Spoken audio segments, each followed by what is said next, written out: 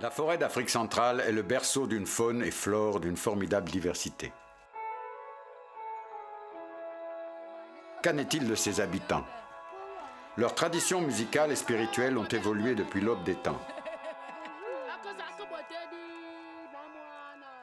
Je m'appelle Josh Ponte, je suis réalisateur de films. Un groupe détonnant dont je fais partie a décidé d'aller à la rencontre des peuples qui composent le Gabon. Les histoires qu'ils racontent et la musique qu'ils pratiquent vont nous changer à jamais.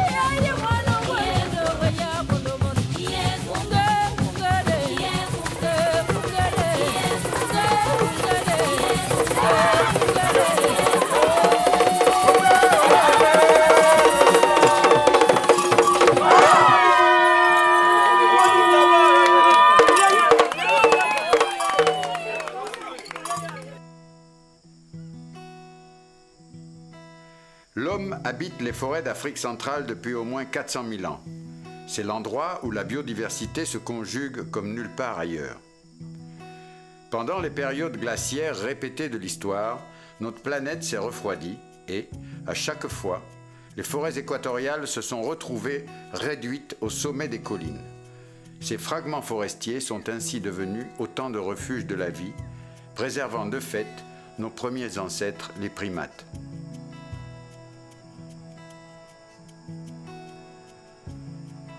C'est au Gabon que se trouvent deux de ses plus importants refuges.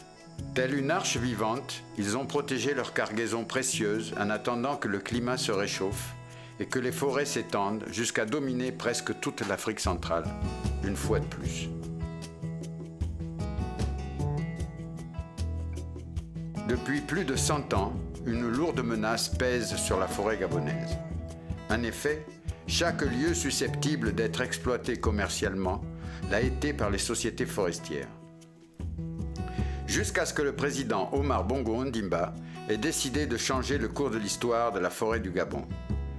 Cela en préservant 11% du territoire par la création de 13 parcs nationaux.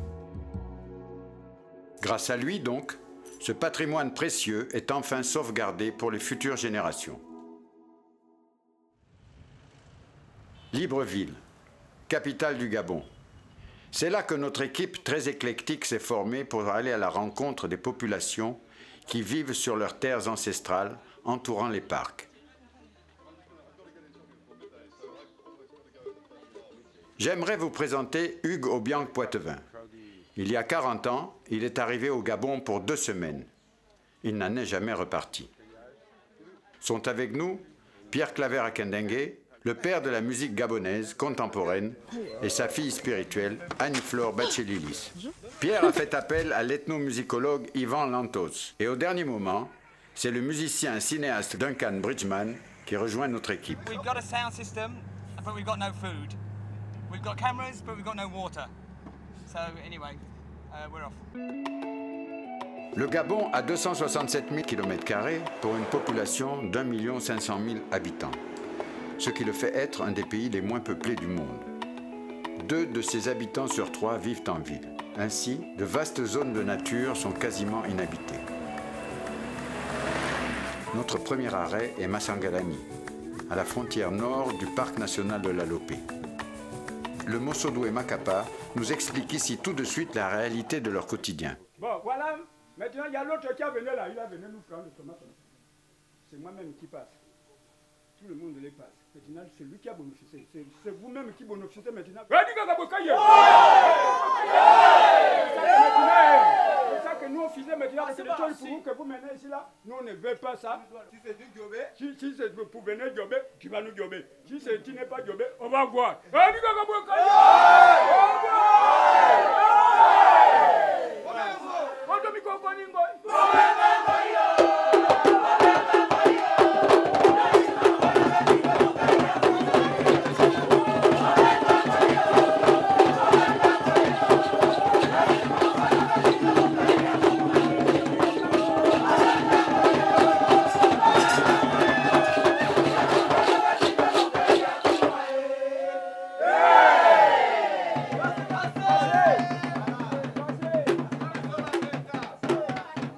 Cette réaction n'était pas vraiment ce que nous avions prévu.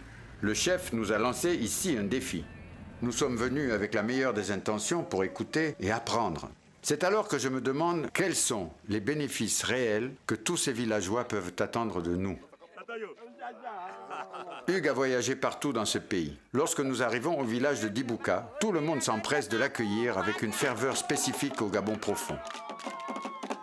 Il se passe ici quelque chose d'intense entre les hommes du village, mais je n'ai pourtant aucune idée de ce que c'est.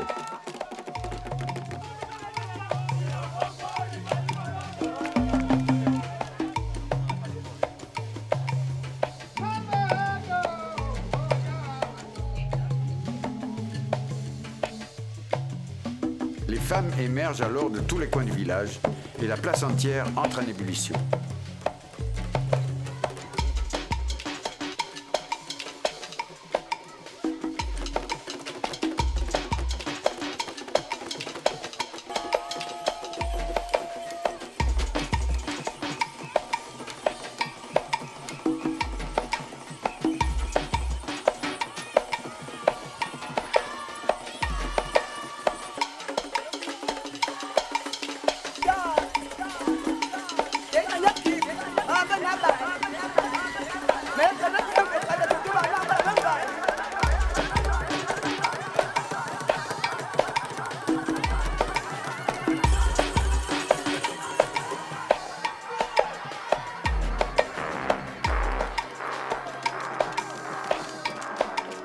Soudainement, un esprit masqué vêtu de raffia apparaît. Son nom est Mvoudi et il est un élément essentiel de la tradition des hommes. On m'explique, en tant que non-initié, qu'il est un guide sur le chemin de la sagesse.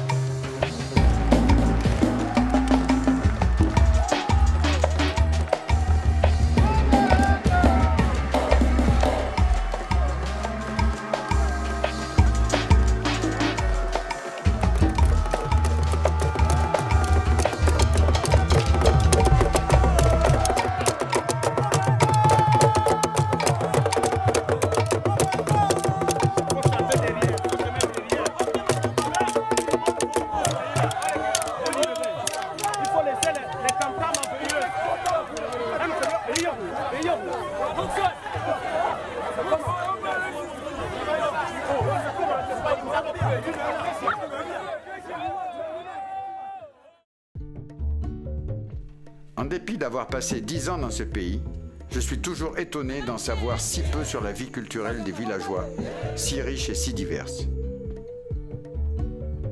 Arrêtons-nous maintenant au village de Makogé.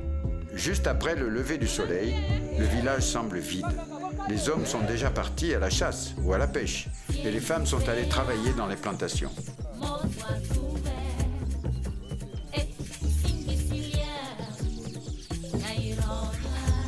Parce que tout se passe dans les villages. Libreville, quand on dit Libreville, tout c'est Libreville. C'est comme ça. Tout clair. Mais quand tu vas là-bas, c'est une autre science. Tu as vu un peu les tournées que tu faisais là. Quand tu étais là-bas, tu étais un peu sombre. Dans le coutume, le village instruit plus mieux que la ville.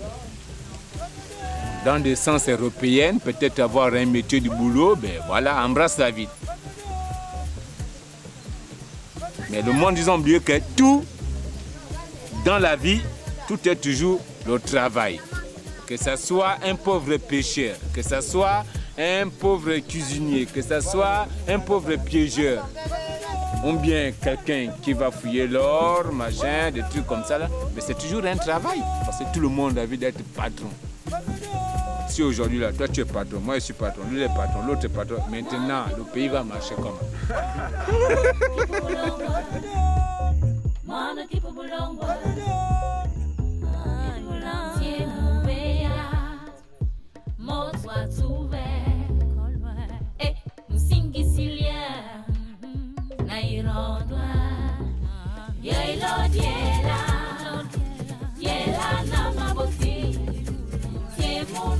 Yeah. Au village, là-bas, on ne travaille seulement de papa et de maman et de tontons et les enfants de tontons, les enfants de papa et les enfants de maman. Tu ne travailles pas pour toi-même parce que tout de suite, là, 6 mois au village, je tue une bête. Il faut donc qu'un gigot va au côté partenaire. Il faut qu'un gigot va au côté partenaire. L'autre gigot chez les oncles. Donc là-bas au village, je suis esclave de mes parents. C'est normal.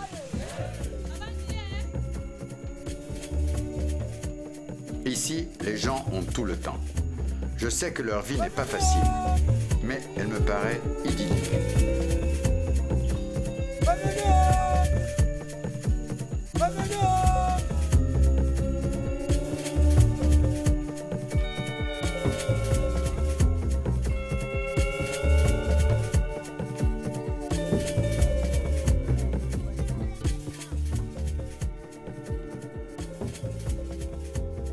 Les enfants courent avec tous leurs frères et sœurs. Et même s'ils n'ont pas accès au superflu, l'essentiel les entoure dans leur vécu quotidien. Les villageois partagent tout avec moi, avec grande générosité. Et cela va bien sûr dans les deux sens. Cette petite fille a pris ma boîte de lait en poudre dans ma voiture. Pour elle, ce qui est à moi lui appartient. Cas d'espèce en Afrique, le Gabon a relativement peu de bouches à nourrir et une immense forêt qui, pour l'instant, fournit à tous abri, nourriture et médicaments. Quand je demande comment les enfants arrivent à ne rien faire pendant des heures, les aînés se moquent alors de moi en disant « Si tu les observes bien, tu verras pourtant qu'ils sont en train d'apprendre à vivre. »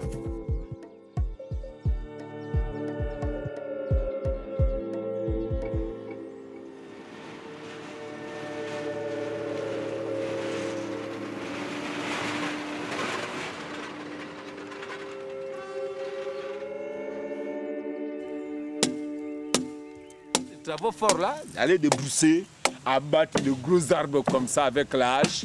Hein, je suis là-bas, là-haut, là-bas, un gros machin comme ça là. Je suis là-bas, là-haut. Tous les mains là déjà pour me. Quand tu vois tout ça là, c'est pas pour rien, c'est le Tarzan, il faut être dur.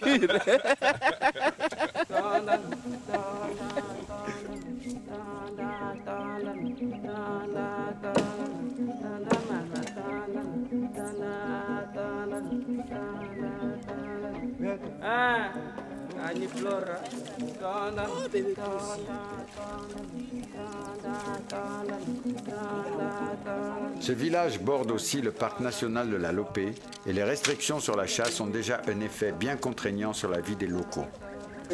C'est ça l'importance. Nous sommes fatigués avec ces gens-là. Voici les plantations qui finissent avec les éléphants, là, ils sont là pour tromper les gens avec n'importe quoi. Regarde les peu de manière qu'on va ramasser, on dirait vraiment qu'on ne sait pas planter. C'est pas quand même normal, hein? Ah. C'est bien ça. Là, c'est un 100 000 francs que vous allez déposer tout de suite. Si maintenant qu'on laisse les éléphants venir près du village, les vieilles femmes là ne vont plus partir aller couper leurs feuilles pour amarrer le manioc, pour vendre, pour gagner 100 francs pour payer le pétrole. Parce qu'à ce moment-là, il n'y a pas des Africains qui dorment encore avec la torche indigène. Nous avons maintenant pris la façon de vivre maintenant des Européens. Donc il faut avoir du pétrole, il faut avoir la lumière, il faut avoir beaucoup de choses. On recharge la voiture d'un matériel qui nous paraît être de moins en moins essentiel, bien que nécessaire, et nous repartons notre chemin.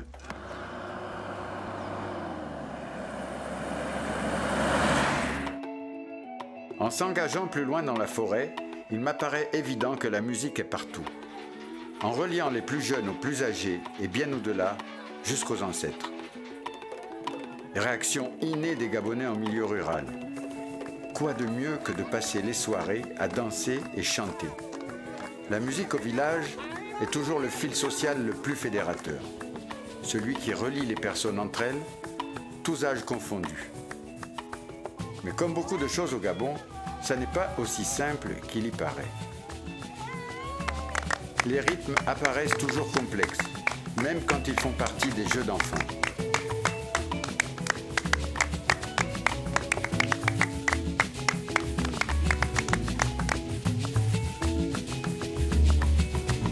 au mawendo kanyola sabano dilwa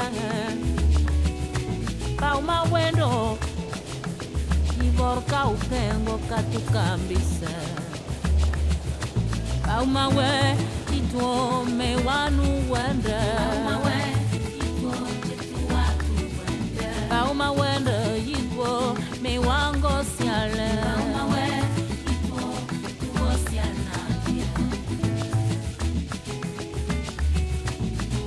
We stopped off this huge village with millions of kids. You can see behind me. It's an amazing spot. So here we are. Le village s'appelle Zolende. Est-ce que vous me prenez bien là? Je suis en permission. Le village s'appelle Zolende. Le village s'appelle Zolende. Nous sommes à 100 km de Makokou. À la première pompe du village même.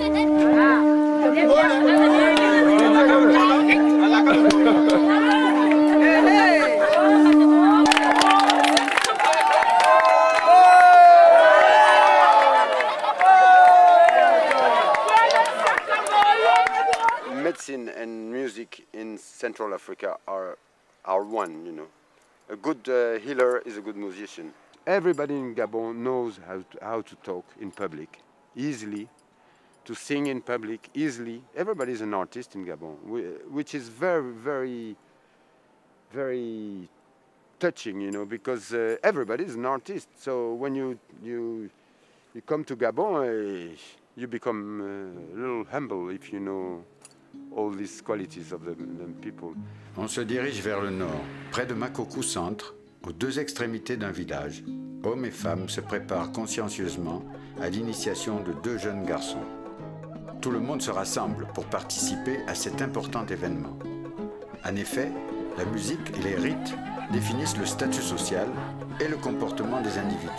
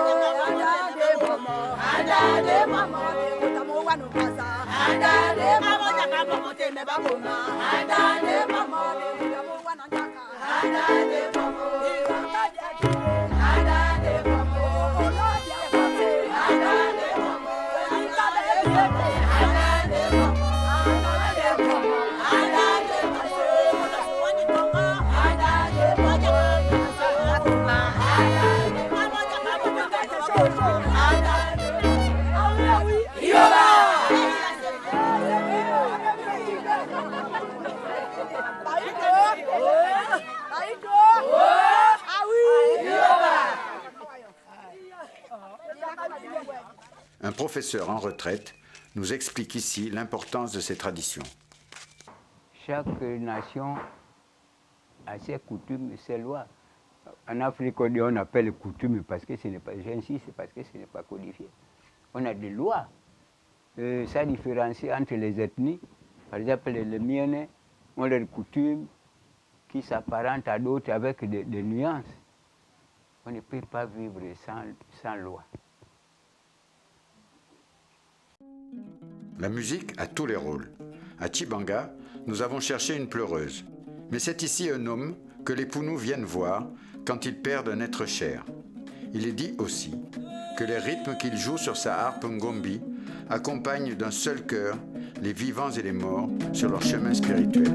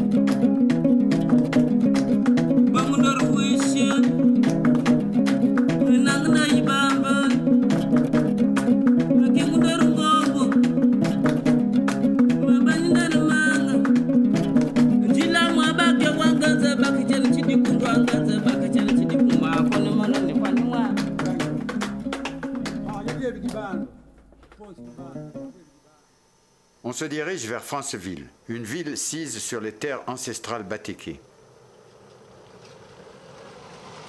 Une rumeur circule à propos d'un guérisseur très puissant qui jouerait d'un instrument s'appelant le pluriarque. Seules 2 personnes encore pratiqueraient cet art très ancien. I've got no idea where I'm going. Where am I going? On arrive à 13h. We've got to go a little further. Ah bon? Oui. Apparently we've got another 2 hours of walking through the town, but I'm not sure that's strictly true. L'instrument arrive finalement. Le musicien l'accorde et la cérémonie commence.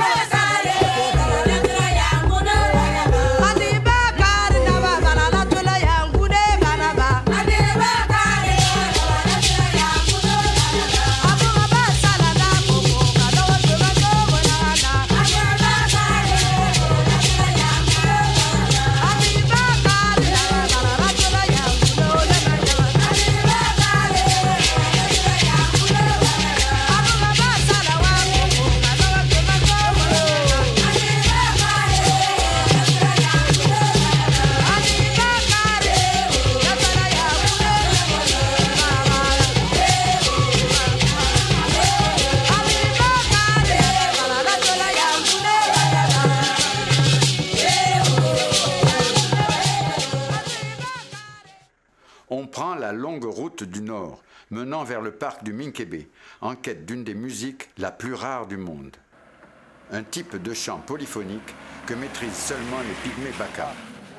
The pygmies we're going to meet are called by foreigners as Baka, but they are the Bibayak. They are very well known as yodeling people. And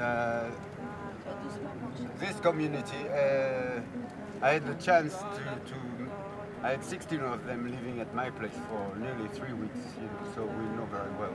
The Bakas, the Bibayak, they are supposed to be about 3,000. In the world? Yeah, it means a little more than half are living in Cameroon, which is about 10 kilometers from here. And the other part is living in Gabon, but they don't know about border. They go through the forest. And the matter is they don't have identity cards, So they are not considered really as citizens in Gabon or even in Cameroon. They are just pygmies, a kind of second-class citizen.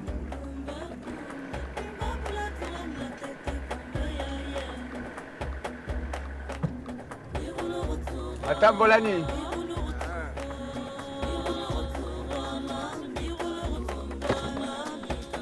Mbolani.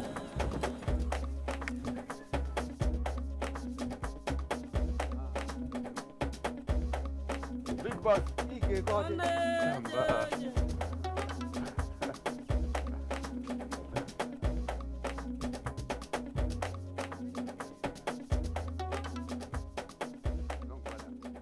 Pour moi, le chant des Bakas reflète leur forêt omniprésente.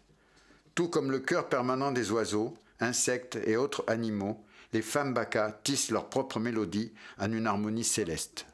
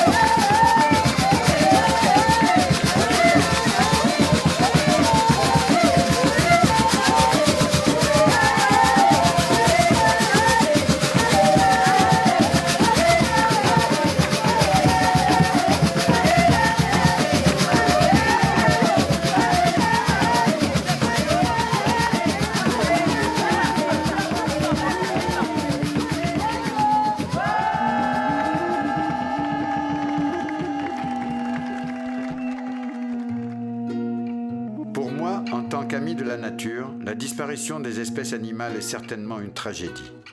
Mais dans cette forêt, le tragique devient partie intégrante, hélas, de la famille.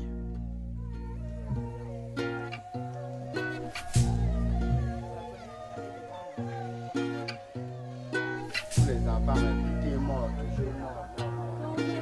Quatre l'enfant. Les premiers, il était déjà à 15 ans. Les premiers, un gauche. Ouais. Puis il me laisse. Moi, je ne sais pas comment ça passe. Comment ça passe. Et là, je me criais à mon Dieu. Que regarde mon père, mais pourquoi tu m'as mis au monde? Et pourquoi tu me fais comme ça? Et me laisser comme ça, en temps pleurer.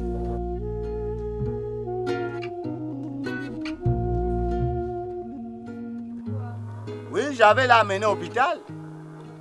J'avais amené les enfants à l'hôpital plus de 2 ou 3 fois. Mais arrivé là-bas, l'hôpital m'envoie toujours à la maison que bon, va. Pourquoi? Moi, je ne sais pas. Moi, je ne sais pas. La mort, c'est rien. Surtout moi, là, je n'ai plus peur de la mort. La mort, c'est rien. Parce que je ne connais pas là où je reviens. Je ne connais pas aussi là où je pars. Je suis là au milieu. Donc, si la mort me trouve même tout de suite là, je pars. Je pleure, c'est parce que, comme nous sommes déjà habitués comme ça, si j'attends la nouvelle, je crie, je ne trouve pas la solution. Je vais faire comment? La mort, c'est rien, maman. Nous tous, on a appelé à passer par là. Même si tu es riche, tu as beaucoup d'enfants, beaucoup de petits-enfants, tu partiras. Et ça va rester. Ainsi de suite, ainsi de suite.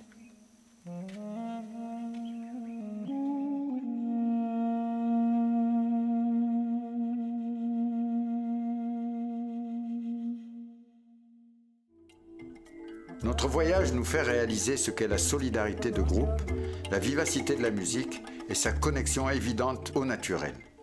De ce fait, le plus loin on s'aventure dans la nature profonde, le plus complexe la symphonie devient. Dans notre monde moderne en transformation si rapide, aucun doute sur l'importance que prend ici la nature. Mais, pour que le niveau de vie des villageois s'améliore, certaines conditions sont tout d'abord requises. L'organisation des transports est fondamentale. Les routes du Gabon sont souvent difficiles. Un inconvénient certain pour nous. Mais comment font alors les gens qui habitent là? Le réseau routier s'est jadis développé avec l'industrie forestière. Ce sont les sociétés d'exploitation qui construisaient et maintenaient les routes en état tant qu'il y avait du bois à exploiter. Plus de 3 millions de tonnes de bois sont extraites du Gabon chaque année. La création des parcs nationaux a entraîné l'annulation de plus de 750 000 hectares de concessions forestières. Le gouvernement a alors racheté ces concessions afin d'éviter de transformer cette forêt vivante en simple contreplaqué. Rencontrons Jean-Paul Aragon, forestier d'origine française, qui nous explique ici son point de vue sur cette industrie. Sans vouloir les nommer directement, mais bon, c'est tout ce qui est Asie. La Chine, il était interdit de couper un morceau de bois en Chine et de faire une construction en bois, jusqu'à il n'y a pas tellement longtemps. Là, c'est toujours interdit de couper du bois en Chine, mais par contre, ils ont le droit de construire des maisons en bois, par exemple. Donc d'un seul coup, il y a la réalité d'1 milliard et quelques de personnes et une puissance incroyable. Et là, ils ont besoin de beaucoup d'essence. Donc ils arrivent, ils ont les moyens de pouvoir exploiter des essences que nous, ici, on ne peut pas couper, par exemple. Ils sont trop pauvres, ils n'ont pas cette valeur marchande. Bah, eux, oui, ils peuvent.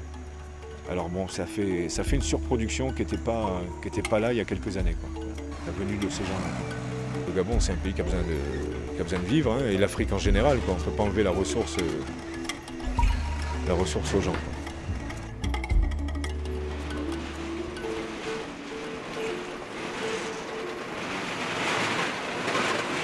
Before there were polygamic system because they planted a lot, you know, and the more you have wife, the more you have food, the more you have food, the more you have kids, the more you're rich.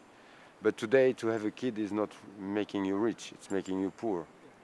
And they don't already understand that having kids makes you poor. unless you just let your kids run away, run around. But if you really want to care about your kids, you cannot have 10 or 12 because the school cost, the hospital cost, everything, the clothes cost, everything cost. But before, not far ago, maybe 50 years ago, to have 8-10 kids was easy because it meant you had mothers, you had plantation, you had food, and you always hope that one of the kids can become a minister, you know, or a president. Voyez-vous, c'est un problème de la pauvreté. La pauvreté est un problème majeur. Parce que imaginez-vous que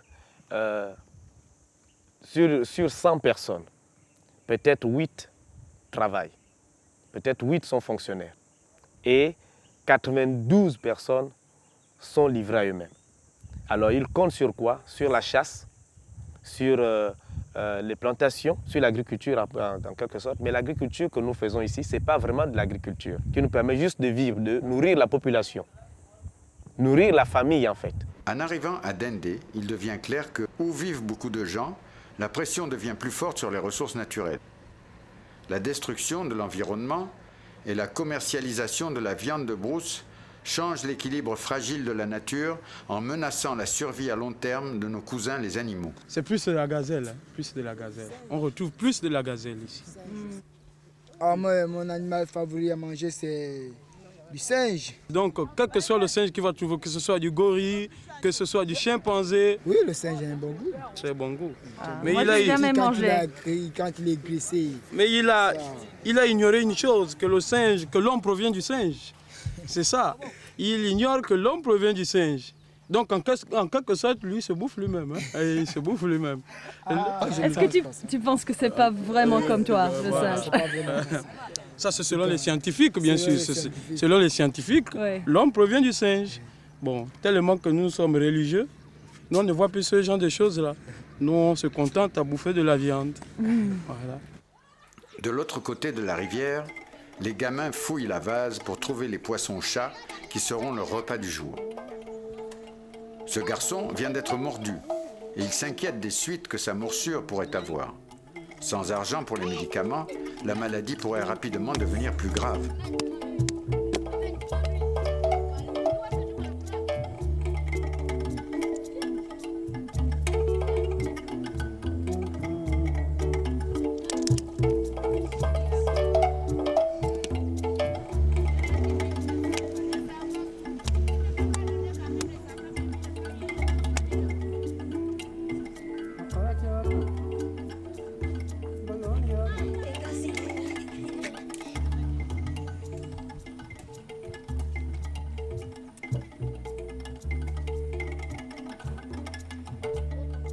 Développement social et sauvegarde de la nature et des traditions sont ici un mélange très orageux. Cette période est supposée être la saison sèche, mais pendant 8 mois, il pleut tous les jours. Cette pluie très forte dure peu, mais pendant ce temps, tout s'arrête.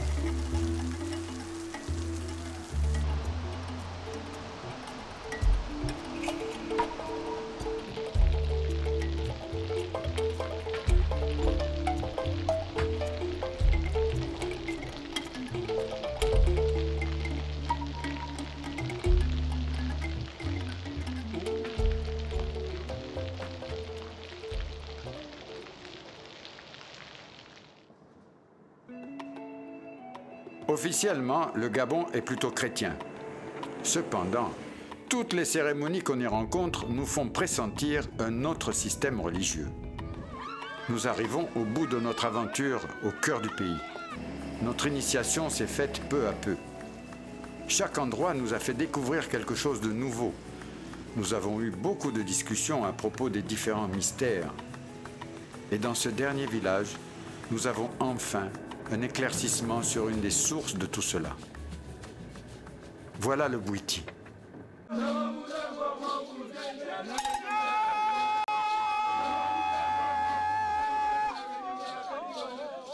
Pour les gens de ces forêts, Bwiti est moitié science, moitié religion. Mais en fait, c'est plus que cela. Bwiti est la connaissance de l'homme et de l'univers.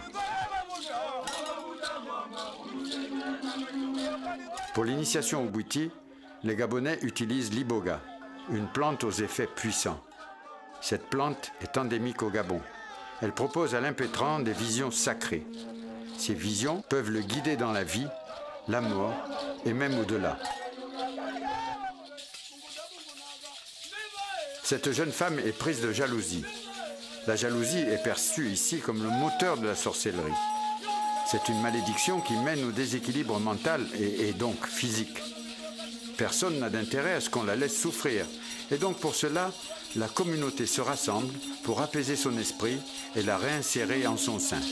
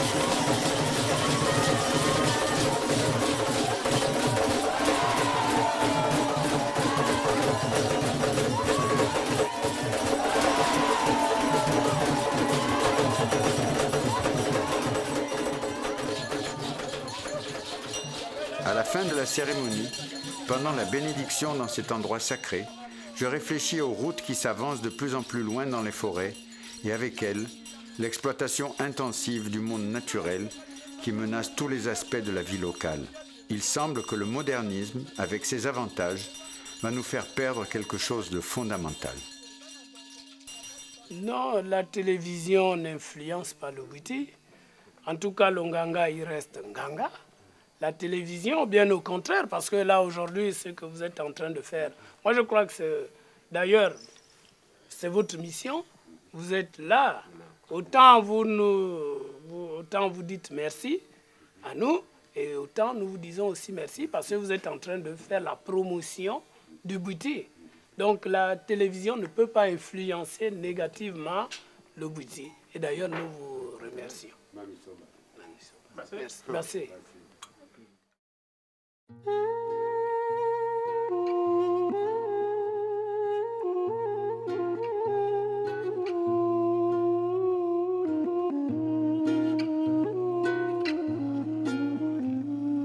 Notre voyage nous enseigne que les cultures de ces endroits extraordinaires sont aussi riches et diverses que l'environnement naturel. Ils sont si intimement reliés qu'ils risqueraient de disparaître ensemble. Par rapport au travail que nous faisions, par rapport à la considération d'abord de la chose que nous avions, lorsque nous dormions, nous avions de beaux rêves, nous avions de beaux cauchemars. Nous on s'est dit un jour viendra que nous puissions un peu essayer de voir clair. Je sais, avec la confiance que nous avions sur certaines personnes, on s'est dit demain après-demain n'importe comment, ce serait bon.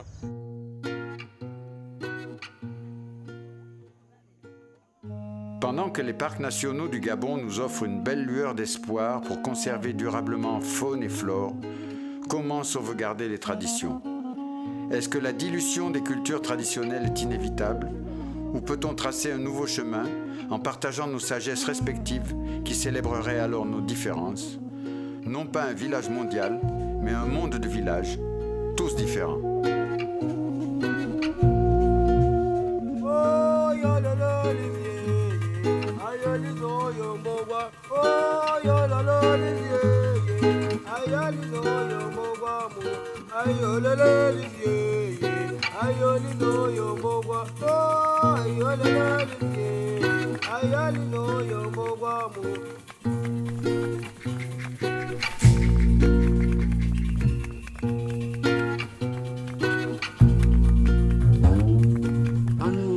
Nous on sent déjà que ce travail-là, ce que nous on est en train de travailler là, ça va nous envelopper avec les Blancs pour qu'on doit travailler ensemble. Parce que moi-même, je vois ça. Parce que tu sais que c'est un hôpital comme les autres. Il faudrait que ça commence à venir petit à petit pour qu'on doit chercher à mélanger tout le monde, qu'on doit travailler ensemble, qu'on doit nous reconnaître.